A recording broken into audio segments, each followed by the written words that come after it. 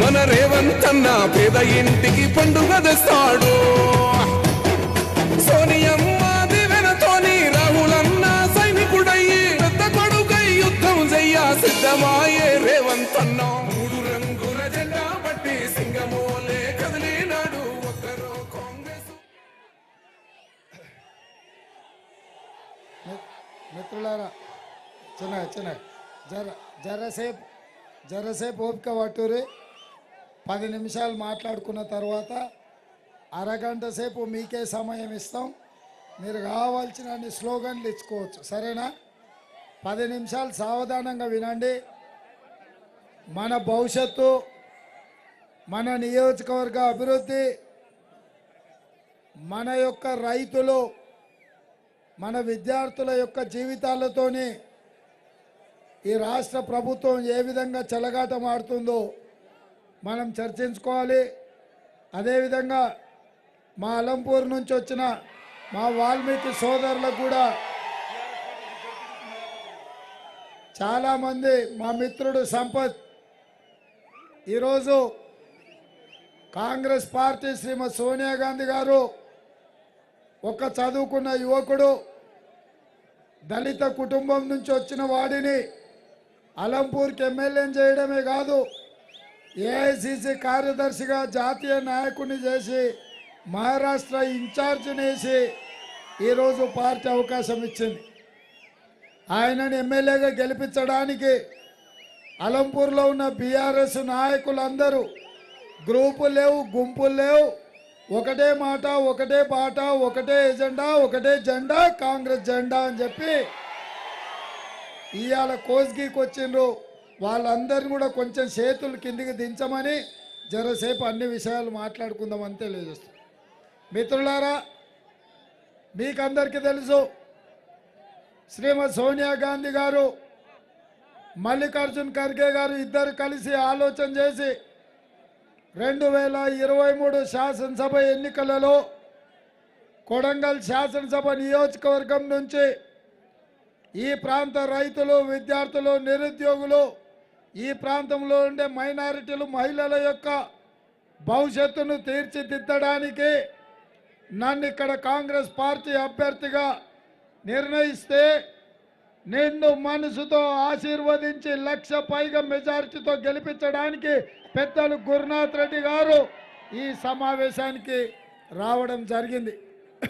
వారితో పాటు మిత్రుడు, సోదరుడు, నాకు అత్యంత సన్నిహితుడు ఏఐసిసి సెక్రటరీ సంపత్ కుమార్ గారు కూడా మీ ఉత్సాహంలో, మీ విజయపేరులో పాల్గొనడానికి ఇక్కడికి వచ్చి ప్రాంత సుపరిచితుడుగా విఠలరావు గారితో వారికి ఉన్న సాన్నిధ్యంతో గ్రామ గ్రామాన, గల్లీ గల్లీలో ప్రతి కాంగ్రెస్ పార్టీ కార్యకర్త గుర్తుపట్టే నాయకుడుగా వారు కూడా ఇక్కడికి వచ్చిండ్రు.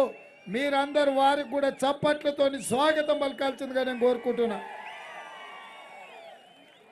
అదేవిధంగా జిల్లా పార్టీ నాయకులు, రాష్ట్ర పార్టీ నాయకులు, మండల పార్టీ నాయకులు, ఎంపీపీలు, జడ్పీటీసీలు, సర్పంచులు, ఎంపీటీసీలు, మున్సిపల్ వైస్ చైర్మన్లు, కాంగ్రెస్ ఫ్లోర్ లీడర్లు, కౌన్సిలర్లు అందరూ, ప్రాణ సమానులైన కాంగ్రెస్ పార్టీ కార్యకర్తలందరూ వేలాదిగా కోస్గి చౌరస్తాలో కాంగ్రెస్ పార్టీ జెండా ఎగరేసినందుకు మీకు అందరికీ మనస్ఫూర్తిగా ధన్యవాదాలు. మిత్రులారా, మీకందరికీ తెలుసు 2009లో కొడంగల్ శాసనసభ నియోజకవర్గం నుంచి ఎమ్మెల్యేగా నిలబడమని నామినేషన్ల చివరి రోజు ఇక్కడికి పంపిస్తే ఆఖరి రోజు వచ్చి నేను ఇక్కడ నామినేషన్ ఫైల్ చేస్తే 14 రోజుల్లో మీరందరు కష్టపడి మీ చెమటను, మీ రక్తాన్ని చెమటగా మార్చి మీ భుజాల మీద మోసి పల్లకిలో 7,500 మెజార్టీతోని ఎమ్మెల్యేగా గెలిపించి 2009లో మొట్టమొదటిసారి శాసనసభకు పంపించారు.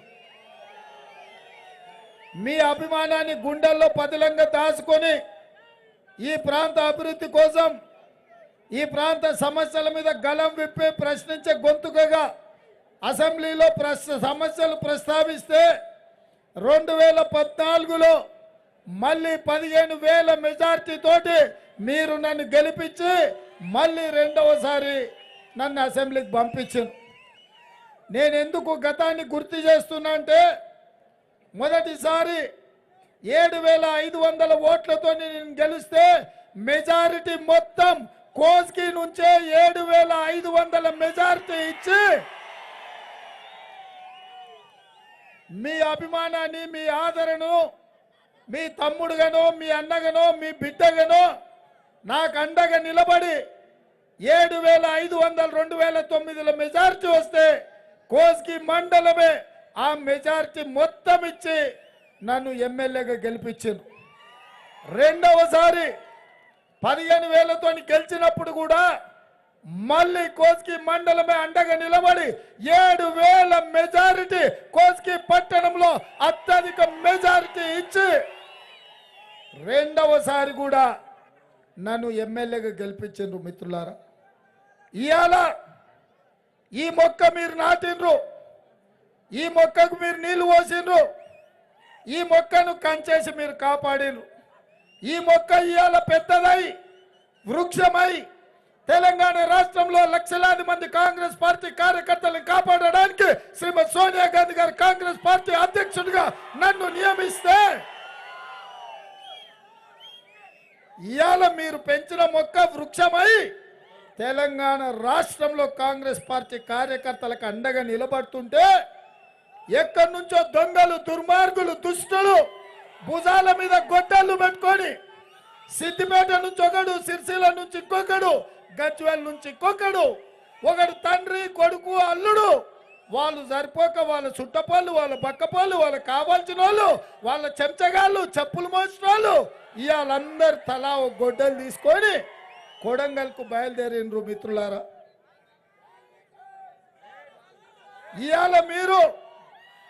ఇవాళ మీరు ఆలోచన చేయండి. మీరు పెంచిన మొక్క మీరే ఉండవే ఉండు ఇవాళ మీరు నాటిన చెట్టును ఎవడో గొడ్డళ్ళు తీసుకొని నరకాలని ఇవాళ కుట్ర చేస్తుంటే కొడంగల్ బిడ్డలకు పౌరుషం లేదా అని నేను అడుగుతున్నా. మిత్రులారా, ఇంతకుముందు మిత్రుడు చెప్పిండు, ఆనాడు అచ్యుతారెడ్డి 1960 దశకంలో ఒక్కసారి కొడంగల్ నుంచి ఆ కాలంలో ఎమ్మెల్యేగా మంత్రిగా పనిచేశారు. పెద్దలు గురునాథ్ రెడ్డి గారు 5 సార్లు ఎమ్మెల్యేగా చేసిన పార్టీలు ఇక్కడ మంత్రి ఇయ్యలేదు.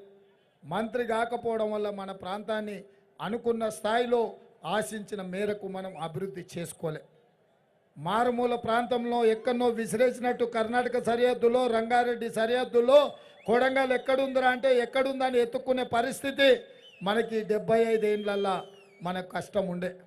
మనం పట్నం పోయి చెప్పుకుంటే కొడంగల్ అంటే వరంగల్ అని అడిగేటోళ్ళు వెనకటికి. అట్లాంటి కొడంగల్ ఇవాళ శ్రీమతి సోనియా గాంధీ గారు గుర్తించిండ్రు. ఇవాళ పిసిసి అధ్యక్షుడిగా మీ బిడ్డకు అవకాశం ఇచ్చిండ్రు. ఇవాళ సంపత్ కుమార్ గారు అన్నట్టు కొడంగల్లో ఉన్నా, కొండరెడ్డిపల్లిలో ఉన్నా, కోస్గిలో ఉన్నా, దౌలతాబాద్లో ఉన్నా, మత్తూరులో ఉన్నా, గుండుమల్లో ఉన్నా, లేకపోతే బొమ్మరాజ్పేటలో ఉన్నా, ఏడ ఉన్నా ఎవరైనా 119 మంది ఎమ్మెల్యేలకు నిలబడాల్సిన అభ్యర్థులు మన సంతకం బీఫామ్ మీద తీసుకొని మన ఊరుకు రావాల్సిందే.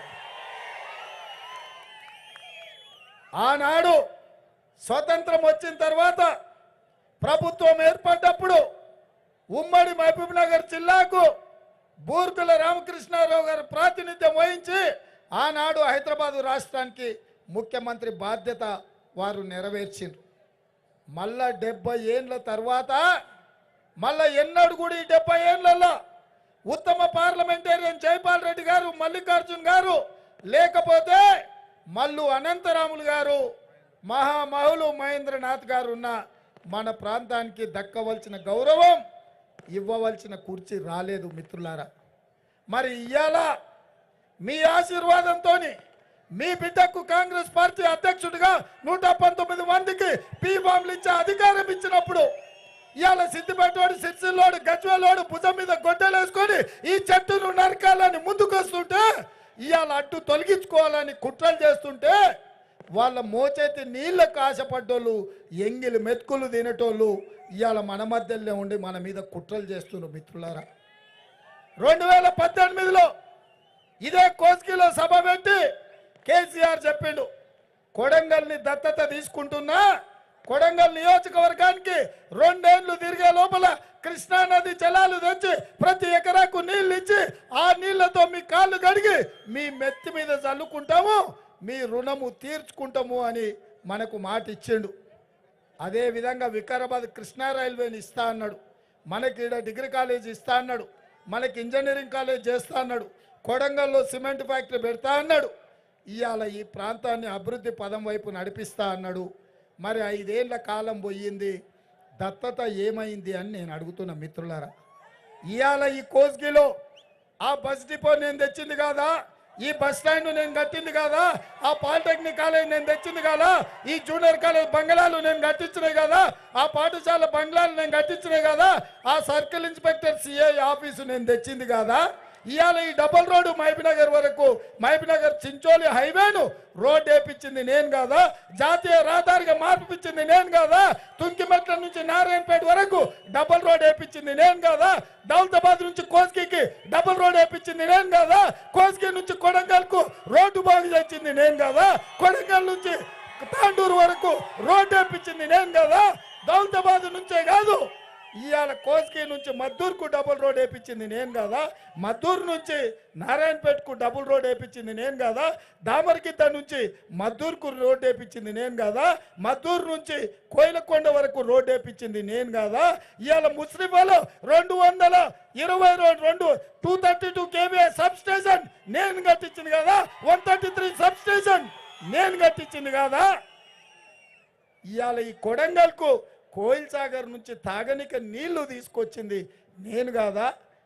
ఈ కొడంగల్ ప్రాంతం ఎడారిగా మారుతుంటే, వలసలు పోతుంటే, పూణేలో ముంబైలో మా లంబాడి సోదరులు బతుకుతుంటే 100 రూపాయలు ఉంటే షాపింగ్ చేయాలంటే తాండూరుకి వెళ్ళాలనుకుంటే కోస్గి సెంటర్ను పెద్ద సెంటర్గా చేసి ఛత్రపతి శివాజీ విగ్రహం పెట్టించింది నేను కాదా.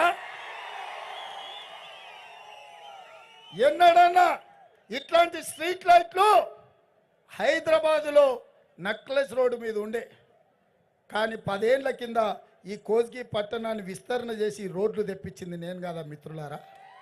ఆ పక్కనున్న 50 పడకల ఆసుపత్రి కొడంగల్కు కోస్గికి 50 పడకల ఆసుపత్రి తెచ్చింది నేను కదా, మద్దూరులో 30 పడకల ఆసుపత్రి కట్టించింది నేను కదా, దౌలతాబాద్లో 10 పడకల ఆసుపత్రి కట్టించింది నేను కదా, రావులపల్లి నుంచి దౌలతాబాద్ వరకు డబల్ రోడ్డు, దౌలతాబాద్ నుంచి మద్దూరు వరకు డబల్ రోడ్ వేయించింది నేను కదా మిత్రులారా. మీరు ఆలోచన చెయ్యండి. గుండుమాల్లో కట్టిన మోడల్ స్కూల్ నేను తీసుకొచ్చింది కదా, గుండుమాల్లో 10వ తరగతి పరీక్షా సెంటర్ను తీసుకొచ్చింది నేను కదా, కొత్తపల్లికి రోడ్ వేపించింది నేను కాదా, నాచారంలో కస్తూర్బా స్కూలు నేను కట్టించింది కాదా మిత్రులారా. ఏమి చెయ్యలే నేను 10 ఏళ్ళ. ఏనాడైనా ఎప్పుడైనా ఎవరైనా ఈ ప్రాంతం వాళ్ళు ఇంటికి వచ్చినా పట్టణం వచ్చినా ఏ పని అడిగినా దవాఖానైనా బడికైనా గుడికైనా పిల్లల చదువులకైనా సాయం కోరి వస్తే ఎన్నడన్నా మిమ్మల్ని కాదన్నానా, ఎన్నడన్నా అనా పైసా మీ దగ్గర సైజ్ ఆపిన కోస్గి పట్టణంలో ఉన్న మా వైశ్య సోదరులు చెప్పాలి, ఏ రోజైనా మీ వ్యాపారస్తుల దగ్గర 1 రూపాయి ఆశించినా, మీ మిల్లులు మీ వ్యాపారాలు విజిలెన్స్ దాడులు జరగకుండా కాపాడింది నేను కదా. మా గౌడన్నలను నేను అడుగుతున్నా, గతంలో ఎప్పుడైనా మీ గౌడ సోదరుల నుంచి ఏ రోజైనా 1 రూపాయి కానీ ఏ మీటింగ్ ఉన్నా మా గౌడ సోదరులు ఎన్నడన్నా 1 రూపాయి అడిగిన మిత్రులారా. మా యాదవ సోదరులకు అవసరమైన సేవలు అందించిన మా ముదిరాజ్ సోదరులకు ఈడ భవనం కట్టుకోవాలని ఆడ ఆక్రమించుకుంటే మీ దేవుడిని మీ గుడిని కట్టుకోనికే మీ కమ్యూనిటీ హాల్ కట్టుకోవడానికి ముదిరాజు సోదరులకు అండగా నిలబడ్డది నేను కాదా మిత్రులారా. మీరు చెప్పండి, మీ ముదిరాజు బిడ్డను బొమ్మరాజుపేటకు ఎంపీపీని చేపించింది నేను కాదా, నేను చెయ్యలేదా, మీకు సాయం పలకలేదా, సింగిల్ విండో చైర్మన్ని ముదిరాజు బిడ్డను చేయలేదా? మద్దూరు మండలానికి మండల పార్టీ అధ్యక్షుడిని ముదిరాజు బిడ్డని నేను చేయలేదా సోదరులారా? ఏ రోజైనా ఈ మండలంలో దౌలతాబాద్ మండలానికి జడ్పీటీసీని దళిత బిడ్డని నేను చేయలేదా? ఇవాళ మా మాదిగ సోదరులు ఎక్కడ అడుగుతా అక్కడ, ఏ ఊర్లో అడుగుతా ఊర్లో డాక్టర్ బాబాసాహెబ్ అంబేద్కర్ విగ్రహాలను నేను పెట్టించలేదా? మా మైనారిటీ సోదరులకు ఈ కోస్గిలో కమ్యూనిటీ హాల్ కట్టించి 2 అంతస్తుల బంగ్లాను నేను కట్టించలేదా? ఉర్దూ మీడియంకు టీచర్లు లేకపోతే, కాలేజీలో లెక్చరర్లు లేకపోతే 10 ఏళ్ళు నేనే జీతాలు ఇచ్చి ఈడ మైనారిటీ పిల్లలు ఉర్దూ మీడియం చదువుకోవడానికి నేను సహకరించలేదా? 10 ఏళ్ళు నేను ఉన్నప్పుడు ఏ చిన్న సమస్య రాకుండా హిందువులను ముస్లింలను 2 కండ్లలాగా కాపాడుకున్నది నేను కాదా మిత్రులారా? ఇవాళ ఈ ప్రాంత అభివృద్ధికి కొడంగల్ కోస్గిలో రోడ్ల కోసం, డ్రైనేజీల కోసం 15 కోట్ల రూపాయలు మంజూరు చేపించింది నేను కాదా? హాస్పిటల్ ముందల ఆడబిడ్డలు కూరగాయలు అమ్ముకుంటుంటే దుమ్మంతా వాళ్ళ కడుపులకు పోయి బాధపడుతుంటే మార్కెట్ యార్డు కట్టాలని వాళ్ళ కోసం సహాయం అందించింది నేను కాదా? మార్కెట్ యార్డు డెవలప్ చేపించింది నేను కాదా మిత్రులారా? ఈ నియోజకవర్గంలో లో వోల్టేజ్తోని మోటార్లు కాలిపోతుంటే, ట్రాన్స్ఫార్మర్లు పేలిపోతుంటే 33 kVA సబ్ స్టేషన్లు, 6 133 kVA సబ్ స్టేషన్లు, 1 232 kVA సబ్ స్టేషన్లు, 3000 ట్రాన్స్ఫార్మర్లు ఈ నియోజకవర్గానికి అగ్గిపెట్టెల్లాక రైతులకు పంచిపెట్టింది నేను కాదా మిత్రులారా? ఏం చేయలే నేను, అన్నీ చేసిన. కానీ కేసీఆర్ వచ్చి ప్రతిపక్షంలో ఉన్న ఆయన కంటే ప్రభుత్వంలో ఉన్న ఎమ్మెల్యే ఉంటే మీ ఊరిని అద్దమోలే చేస్తా, మీ ఇంటి ముందల సాంపి చల్తా, ముగ్గులు వేస్తా, మిమ్మల్ని బాగు చేస్తా అని చెప్పిండు. ప్రతిసారి 7,000 మెజారిటీ ఇచ్చిన మా కోస్గి బిడ్డలు ఇంకేమో మంచి జరుగుద్ది, మా బతుకులు బాగుపడతాయి, మా కోస్గి ఇంకా అభివృద్ధి పదం వైపు నడుస్తుంది, మా కోస్గి రెవెన్యూ డివిజన్ అవుద్ది, మేము ఆడుకో ఈడుకో పోవాల్సిన పని ఉండదు, వ్యాపార కేంద్రంగా తాండూరుతో, మైపునగర్తో, నారాయణపేటతో పోటీ పడుతుందని మా కోస్గి బిడ్డలు 3వసారి నాకు మెజారిటీ ఇవ్వకుండా బొటాబొట్టిగా మీరు ఓట్లు వేసారు. దాంతో ఏమైంది మిత్రులారా? 8,000 ఓట్లతో నేను ఓడిపోయినా. నాకు పదవి రాకపోయినా పర్వాలేదు, నేను ఎమ్మెల్యే ఓడిపోయినా నాకు బాధ లేదు. కానీ కేసీఆర్ ఇచ్చిన మాట నిలబెట్టుకున్నాడని నేను అడుగుతున్నా మిమ్మల్ని. కృష్ణానది జలాలు వచ్చినాయా? పాలమూరు రంగారెడ్డి ఎత్తిపోతల పథకం పూర్తి చేసిండా? వికారాబాద్ కృష్ణా రైల్వే లైను కోస్గి నుంచి రైలు పోతుందా చుక్ అనుకుంటా? కొడంగల్లో సిమెంట్ ఫ్యాక్టరీ వచ్చిందా? మన పిల్లలకు ఉద్యోగాలు వచ్చినాయా? మనం ఆనాడు మంజూరు చేసిన హాస్పిటల్ ఈనాటికి పడావాడి ఉన్నాయి, కుక్కలు బందెలతోటి లాగా తయారు చేసింది. వాటిని కూడా ఇవాళ ఆడ బస్ డిపో ఉంటే మనం సొంతం భూమి కొనిస్తే దాంట్లో డొక్కు బస్సులో 4 తెచ్చి ఆడ పెట్టి ఇదే బస్ డిపో అని చెప్తుండు. ఇవాళ మన మీద ఎంత కోపం ఉందా అంటే కొడంగల్ను 2 ముక్కలు చేసి సగం ముక్క తీసి వికారాబాద్లో వేసాడు, సగం ముక్క తీసి నారాయణపేటలో వేసాడు. ఇంత దుర్మార్గం ఉంటుందా? ఇవాళ డిఈ కావాలంటే ఒక దగ్గరికి తాండూరుకోవాలి, ఎక్సైజ్ ఇన్స్పెక్టర్ కావాలంటే పరిగీకోవాలి, ఈడ నీళ్ళ కరెంటు కోవాలంటే నారాయణపేట పోవాలి. ఒకప్పుడు డిఈలందరూ ఈడు ఉండేటోళ్ళు. ఇవాళ చీల్చి చింతగట్టినట్టుగా అక్కడోటి ఇక్కడోటి కొడంగల్ శాసనసభ నియోజకవర్గాన్ని కుక్కలు చించిన ఇస్తరాకులాక కేసీఆర్ చేసిండు. మనకు నీళ్ళు ఇవ్వకపోయే, మనకు రైలు ఇవ్వకపోయే, మన పిల్లలకు ఉద్యోగాలు ఇవ్వకపోయే, మన పేదోళ్ళకు డబుల్ బెడ్రూమ్ ఇల్లు ఇవ్వకపోయే, మన రైతులకు రుణమాఫీ చేయకపోయే, మన పిల్లలకి ఇంటికో ఉద్యోగం ఇవ్వకపోయే, మన మైనార్టీలకు 12% రిజర్వేషన్ ఇవ్వకపోయే, మన గిరిజన సోదరులకు 12% రిజర్వేషన్ ఇవ్వకపోయే, మన పిల్లలకు ఫీజు రియంబర్స్మెంట్ ఇవ్వకపోయే, మన పిల్లలకు నిరుద్యోగ భృతి ఇవ్వకపోయే, ఇవన్నీ ఓను కరెంటు ఛార్జీలు అన్నీ పెంచుకుంటావా?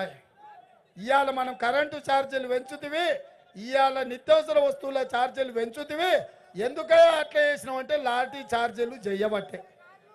ఇవాళ ఈ పరిస్థితుల్లో మళ్ళీ ఎన్నికలు వచ్చినాయి మిత్రులారా, మళ్ళీ వచ్చి మాటలు చెప్తున్నాడు. మళ్ళీ దిగినరు హైదరాబాద్ నుంచి, పట్నం నుంచి దిగినరు పట్నపోళ్ళు, సంచులు తెచ్చిర్రు, సీసాలు మోస్తురు, గోడల సాటుపోతే వస్తుర్రు, సీకట్లు వస్తుర్రు, నీడలు వస్తుర్రు. హాఫ్ క్వార్టర్ అంటురు, కాదంటే హాఫ్ అంటురు, హాఫ్ కాకపోతే ఫుల్ అంటురు, ఫుల్తో పాటు 1000 అంటురు, 1000 కాకపోతే 5000 అంటురు. నేను అడగదలుచుకున్నా, మన కొడంగల్ ఆత్మ గౌరవాన్ని ఒక ఫుల్లుకు 5000 నోట్లకు ఇవాళ తాకట్టు పెడతామా? మీరు ఆలోచన చేయండి. ఈ 5000తో మన బతుకులు మారుతాయా? మన ఫుల్ బాటిల్తో మన జీవితాలలో మార్పు వస్తుందా? ఈ 5000కు మన ఓటు అమ్ముకుంటే కృష్ణానది జలాలు నారాయణపేట కొడంగల్ ఎత్తిపోతల పథకం పూర్తి అవుతుందా? మీరు ఆలోచన చేయండి. మన సిమెంట్ ఫ్యాక్టరీ వస్తుందా? మన పిల్లలకు నౌకర్లు వస్తాయా? మనకు రైలు వస్తుందా? మీరు ఆలోచన చేయండి. అందుకే మిత్రులారా, ఇవాళ ఇంటికి పోండి, అన్నం తినండి, కాసేపు టీవీ చూసేది ఆపించి మీ పిల్లలు మీరు అందరు కలిసి కూర్చొని ఆలోచన చేయండి. మా అక్కలకు మా పెద్దమ్మలకు నేను విజ్ఞప్తి చేస్తున్నా, మన పిల్లల బతుకులు బాగుపడాలి. మనకు ఒక అవకాశం వచ్చింది. ఇవాళ ఈ కొడంగల్ నాటిన మొక్క పెద్దదై తెలంగాణకి నాయకత్వం వహిస్తుంది. మన బతుకులు మారాలి అంటే ఈడ కాంగ్రెస్ గెలవాలి. కాంగ్రెస్ గెలవాలి అంటే గ్రూపులు గుంపులు పక్కన పెట్టాలి. ఇవాళ గ్రూపులు గుంపులకు అతీతంగా మనం అందరం ఏకం కావాలి.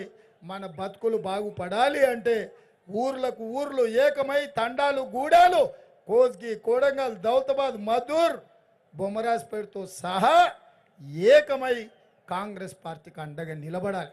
మీరు అనుకోవచ్చు మేము ఉంటాం సార్, మరి మాకేందని. మా విజయ్ చెప్పినట్టు వెనకాల మా అక్కలు ఉండు, మొదట మా అక్కల నుంచి మొదలు పెడతా. ఇవాళ ఉప్పు పప్పు బెల్లం చింతపండు మంచినూనె పిరం ఎంత అయింది? కందిపప్పు కూడా 200 అయింది మన దగ్గర వండే పప్పు కూడా. కోస్గిలా సంతనాడు వస్తే సంచి నిండా రూపాయలు తెస్తే కొంగుల కూరగాయలు తీసుకుపోయే పరిస్థితి ఉంది, అవునా? ఇక కేసీఆర్ చెప్తున్నాడు, ఆయన పొంకనాలకు అంతే లేదు. పొంకనాల పోసిగానికంటే 3 ఎడ్లుంటే 36 దొడ్లున్నాయని చెప్పినాడు. 10 ఏళ్ల నుంచి పడావు పెట్టి మన బతుకులను నాశనం చేసి మళ్ళా బయలుదేరిండు. మతి తప్పిండో మందేసిండో నాకైతే తెలియదు, కానీ చెప్పిన అబద్ధం చెప్పకుండా ఊరు వాడ తిరుగుతుండు. అందుకే మా అక్కల చేతుల నగదు ఉంటే పిల్లగాడు బడికొస్తాడు, కోడలి పిల్ల ఇంటికి వస్తే అత్త మాట వింటుంది. ఇవాళ చుట్టపోళ్ళు వస్తే ఇంత మంచి చెడ్డ చేయడానికి ఉంటుంది. అందుకే ఇవాళ సంసారం అక్క చేతులు ఉంటుంది కాబట్టి అక్క చేతుల నగదు ఉండాలని సోనియమ్మ చెప్పింది. ప్రతి ఆడబిడ్డకు ప్రతి నెల 1వ తారీఖు నాడు మీ ఖాతాలో 2500 రూపాయలు ఉచితంగా మీ ఖాతాలో వేసి ఇల్లు సంసారం మంచిగా నడపడానికి ఆడబిడ్డలను ఆర్థికంగా చేతిలో నగదు ఉండే విధంగా ప్రతి నెల 2500 రూపాయలు మా ఆడబిడ్డల ఖాతాలు వేయాలని సోనియమ్మ చెప్పింది మహాలక్ష్మి పథకం ద్వారా. అదే కాదు, ఆ ఎల్ల కట్టెల పొయ్యి మీద మీరు వండేటోళ్ళు పచ్చి కట్టెలు పెడితే పొగొచ్చి కడుపులకు పోయి ఊపిరితిత్తులలో పోయి క్యాన్సర్ వచ్చి చచ్చిపోయేది. ఆలోచన చేసింది సోనియమ్మ. ఆడబిడ్డలను ఆదుకోవాలని దీపం పథకం తీసుకొచ్చి గ్యాస్ సిలిండరు మీకు స్టవ్ ఇచ్చి మీకు 400 రూపాయలకి ఆ ఎల్ల సిలిండర్ ఇచ్చింది, అవునా? ఆ కట్టెల కష్టాలు తీరినాయి. మళ్ళీ ఇవాళ మోడీ కేసీఆర్ వచ్చి 1200 చేసిండు సిలిండర్. అంతేనాక? ఎంత కొంటారు సిలిండర్? ఆడ వెనకాల శివాజీ పక్కన మా అక్కలు చెప్పాలి, ఎంతక్క సిలిండర్? 1200 కాలే. మరి ఆ మొదనష్టపోటు సిలిండర్ 1200 చేస్తే సంసారం మనం ఎట్లా చేయాలి? ఆయనకంటే సంసారం లేదు, ఈయనకంటే దోసుకొచ్చిన సొమ్ము ఉంది. వాళ్ళు ఎట్లయినా కొనుక్కుంటారు. మరి పేదోళ్ళ మన పరిస్థితి ఎట్లా అని నేను అడుగుతున్నా. అందుకే ఇవాళ 1200 రూపాయలకు వచ్చే సిలిండర్ ఆడబిడ్డల్ని ఆర్థికంగా ఆదుకోవాలని కాంగ్రెస్ పార్టీ అధికారంలోకి వచ్చిన వెంటనే 500 రూపాయలకే మీకు సిలిండర్ ఇవ్వాలని, ఆడబిడ్డలను ఆదుకోవాలని సోనియా గాంధీ గారు నిర్ణయించారు. ఇక నిన్న మన కేసీఆర్ రోజు తిరుగుతున్నాడు కాలుకు బల్పం కట్టుకొని. ఆయన తెలంగాణ వచ్చినప్పుడు, తెలంగాణ ఉద్యమం జరిగేటప్పుడు ఓ మాట అన్నాడు, తెలంగాణ వచ్చినాక దళితుని ముఖ్యమంత్రిని చేస్తా, నేను కాపలా కుక్కలాకు ఉంటా అని. నిన్న మనం చూస్తుంటే తండ్రి కొడుకుల్ని వీళ్ళు కాపలా కుక్కలు కాదు, కొడుకేమో పిచ్చి కుక్కలాక ఎవరిని పడితే వాణ్ణి గడుస్తున్నాడు, ఈయననేమో వీధి కుక్కలాక రాష్ట్రం అంతా వీధులు పట్టుకొని తిరుగుతున్నాడు. తిరిగి ఆయన ఏం చెప్తుండు, కాంగ్రెస్ వాళ్ళు వస్తే కరెంటు ఉండదు, కాంగ్రెస్ వాళ్ళు వస్తే రైతు బంధు బంద్ అవుతుంది. ఎన్ని పచ్చబద్దాలు ఎవడన్నా ముఖ్యమంత్రి హోదాలు ఉన్నాడు చెప్తాడా? ఉచిత కరెంట్ ఎవరు ఇచ్చిండే? 2004 నాడు రాజశేఖర రెడ్డి గారు చేవెళ్ళ నుంచి ఇచ్చాపురం వరకు పాదయాత్ర చేసినప్పుడు ఈ ప్రాంత రైతులు తమ కష్టాలను చూపించి కాలిపోతున్న మోటార్లు పేలిపోతున్న ట్రాన్స్ఫార్మర్లను చూపించి తెలంగాణ ప్రాంత రైతాంగాన్ని ఆదుకోవాలంటే ఉచిత కరెంటు ఇవ్వాల్సిందని చెప్తే కాంగ్రెస్ 2004లో ప్రభుత్వం ఏర్పడ్డప్పుడు ఎల్బీ స్టేడియంలో ప్రమాణ స్వీకారం రోజే గురునాథ్ రెడ్డి గారు ఎమ్మెల్యేగా, రాజశేఖర్ రెడ్డి గారు ముఖ్యమంత్రిగా రైతులకు 9 గంటల నాణ్యమైన ఉచిత విద్యుత్తు, 1200 కోట్ల రూపాయల బకాయిలు రద్దు, అక్రమ కేసులను తొలగించుకుంటూ మొట్టమొదటి సంతకం పెట్టిందే కాంగ్రెస్ పార్టీ. ఇవాళ మిగులు విద్యుత్ ఉన్నది. అందుకే ఇవాళ కాంగ్రెస్ పార్టీ ఈ రైతులకు 24 గంటల ఉచిత విద్యుత్ ఇచ్చే బాధ్యత కాంగ్రెస్ పార్టీ తీసుకున్నది. అసలు రైతులకు ఉచిత విద్యుత్ ఇవ్వాలన్న ఆలోచన చేసిందే కాంగ్రెస్ పార్టీ సోదరులారా. ఇవాళ ఆయన వచ్చి ఇట్లాంటి కథలు చెప్తున్నాడు. రైతు బంధు బంద్ అవుతుంది అంటుండు, ధరని తీసేస్తే ప్రజలకు నష్టం అంటుండు. రైతు బంధు మొదలుపెట్టింది 2018లో, ధరని వచ్చింది 2020లో. రాజశేఖర రెడ్డి గారు ఉన్నప్పుడే రైతు రుణమాఫీ జరిగింది కాంగ్రెస్ పార్టీ. ఆయన ఎరువులు ఇత్తనాలు సబ్సిడీలు ఇవ్వలేదా? స్ప్రింక్లర్స్ డ్రిప్పులు రైతులకు ఉచితంగా ఇవ్వలేదా? వ్యవసాయ పనిముట్లు కాంగ్రెస్ ఉన్నప్పుడు ఇవ్వలేదా? మీకు భూమి ఉంటే భూమి వివరాలు రెవెన్యూ శాఖ దగ్గర ఉంటాయి, ఆ వివరాల ప్రకారం మీకు ఇస్తాం. ఇవాళ ధరణి పేరు మీద దందాలు చేసి దళారులుగా మారి హైదరాబాద్ చుట్టుముట్టుతా 10,000 ఎకరాల భూములు ఆక్రమించుకొని ఇవాళ మనం ధరణి తీస్తామనగానే లబో దిబో అని రైతు బంధు బంద్ అవుతుంది అంటున్న ఈ సన్నాసి. అందుకే నేను చెప్పదలుచుకున్న తెలంగాణ రైతాంగానికి కోజ్కి గడ్డ మీద నుంచి కాంగ్రెస్ పార్టీ అధికారంలోకి వచ్చిన వెంటనే ప్రతి ఎకరాకి ప్రతి సంవత్సరం ప్రతి రైతుకు 15,000 రూపాయలు రైతు భరోసా పథకం ద్వారా ఆర్థిక సాయాన్ని అందించే బాధ్యత కాంగ్రెస్ పార్టీ తీసుకుంటుంది.